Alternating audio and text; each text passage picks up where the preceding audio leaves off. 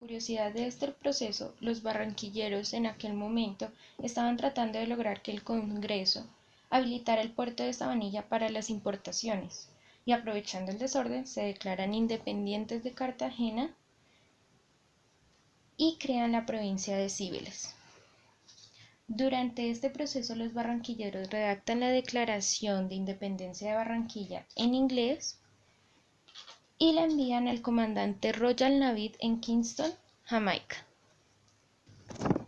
La costa caribe no era la única que se intentaba separar.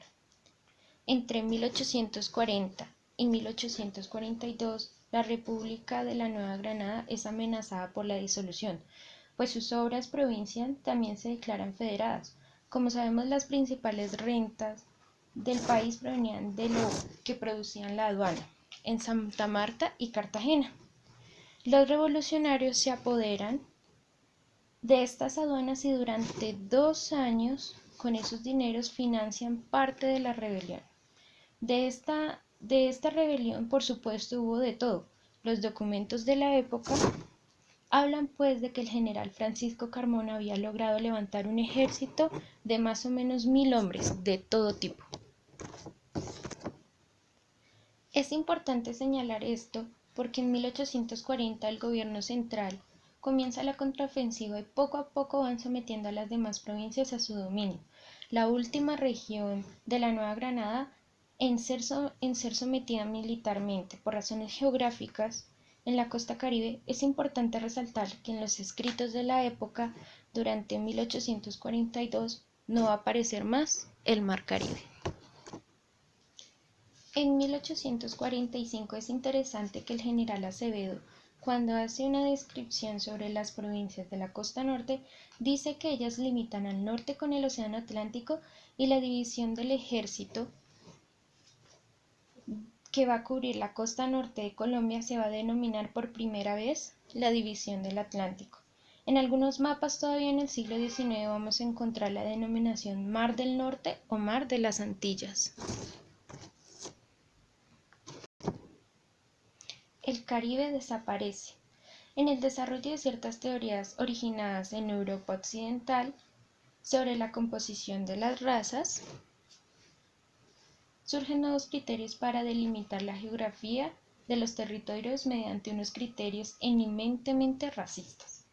Solamente era posible en zonas con determinados climas, por supuesto, climas más templados y a determinadas alturas. De acuerdo entonces con estas teorías, la civilización solo era posible en la región andina. De resto, en aquellas regiones calientes, por razones de clima o por razones de otro tipo, no eran posibles la civilización, pues además eran territorios ocupados por tribus salvajes y bárbaras. No solamente la costa caribe, sino también la costa pacífica, los llanos orientales y parte de la Orinoquía. Empieza a ser vista como región inculta, bárbara, donde no es posible la civilización, pero como en esa misma época, por razones también geográficas, las élites santafereñas o antioqueñas o santandereanas en razón del comercio exterior tenían necesariamente que bajar a la costa caribe. Esta fue la región con la que estaban en más contacto en aquel momento. Por ello existe mucha literatura que incluye esos criterios como los cuales señalan la costa caribe y sus poblaciones como salvajes y bárbaros.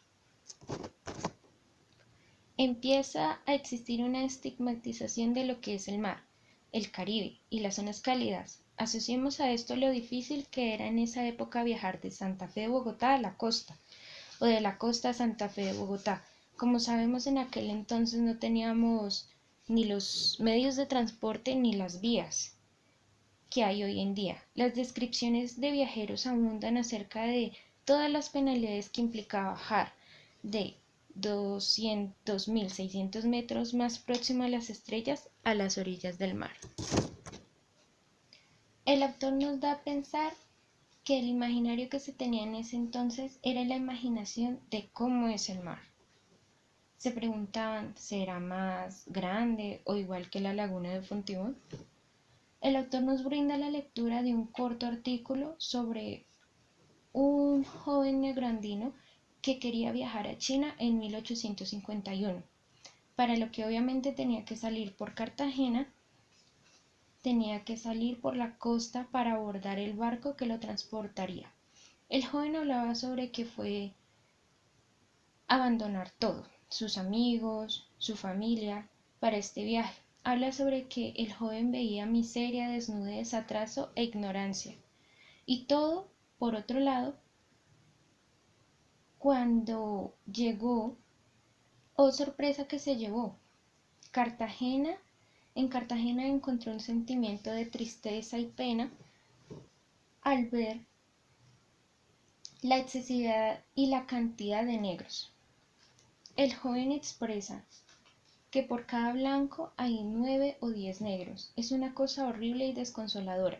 Estas son las percepciones comunes en tales épocas que expresa el autor.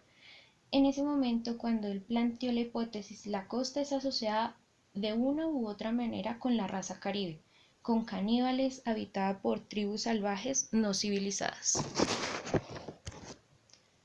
De aquí el pensamiento de que hubiera desaparecido la costa caribe y reemplazada por el océano Atlántico por culpa de sentimientos de pena y vergüenza.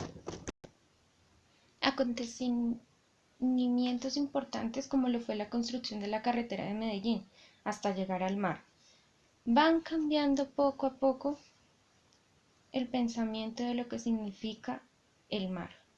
Hablar de sentimientos encontrados y nos muestran diferentes textos. El autor nos muestra diferentes textos relacionados con el mar y el amor hacia él.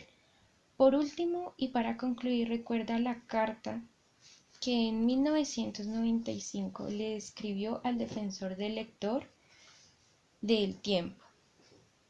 Volando desde Barranquilla hacia la cima de los Andes, le había llegado una grata sorpresa. A 4 columnas, el diario capitalino título Mar Caribe tiene media tonelada menos de basura.